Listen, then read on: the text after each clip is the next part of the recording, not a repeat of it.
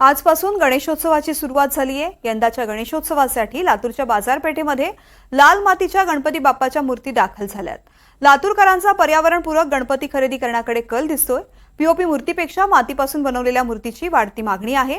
विविध ठिकाणी जवळपास 10,000 मूर्ती तयार करून विक्रीला ठेवल्या गेल्या। बाजारात खरेदीची लगबग सुद्धा पाहायला मिळाली। याचा आढावा घेतलाय आमचे प्रतिनिधी सुनील कांबळे यांनी।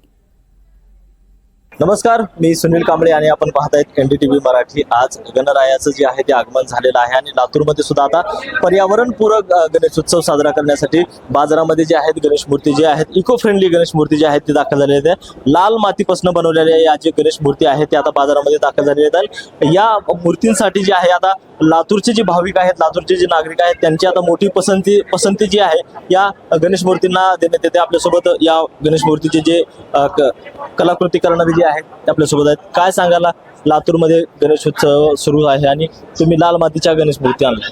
पीओपी ही पर्यावरणाला थोडी हानिकारक आहे, त्या हिशोबानं आपण थोडासा प्रयत्न करतोय की जास्तीत जास्त आपण इको फ्रेंडली आणि समाजमध्ये थोडंसं आपण जावं। त्या हिशोबाने मी हा एक छोटासा प्रयोग केलोय आणि लातूरकरांचा उत्स्फूर्त प्रसिद्ध असा भेटतोय मला।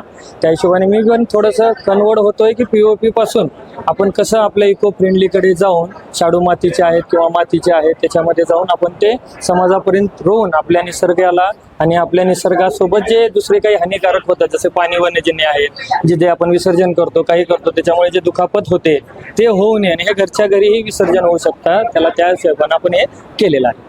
एकूण किती गणपती तुम्ही यावेळेस आणलेले आहेत आणि किती विक्री गेलेले आहेत? मी लगभग हे 3 वर्ष झालं मी हे करतो आणि लातूरकरांच्या उत्स्फूर्त प्रसिद्धामुळे पहिल्या वर्षी मी हे आणले होते एक 1500 नग, त्याच्यानंतर दुसऱ्या वर्षी आणले मी एक 2200 नग आणि यावर्षी मी 3000 नगाचा आकडा गाठलेला आहे। यावेळेस आता तुम्ही 3000 नग जे आणलेले आहेत त्याच्यामध्ये कशा किमतीमध्ये कसा बदल आहे? 1 फुटाच्या किती किंमत असणार आहे किंवा जसं त्याचा फूट वाढेल तशी कशी किंमत? 99% तर मी हे विचार करतो की आपण त्या मूर्तीचा रेट वाढू नये आणि 3 वर्ष झाले मी हेच केलेलं आहे की ते रेट वाढू नयेत जेणेकरून सर्वसामान्यांना सुद्धा ते घेता यावं, त्या हिशोबानं ते केलेलं आहे। पण जरी म्हणलं तर कारागीर आहेत, मजुरीवाले आहेत, त्यांची थोडी कमतरता असल्यामुळे त्यांना दिल्यामुळे एक दरवर्षी 2%, 5% हे वाढत आहेत, बस एवढाच फरक आहे। फक्त आता यावर्षी 2 ते 5% इतकाच बस वाढलेला आहे, तेवढंच वाढलेलं आहे तर त्याच्यामुळे नक्कीच लातूरमध्ये जर पाहिलं तर पर्यावरणपूरक असा गणेशोत्सव साजरा होण्यासाठी इको फ्रेंडली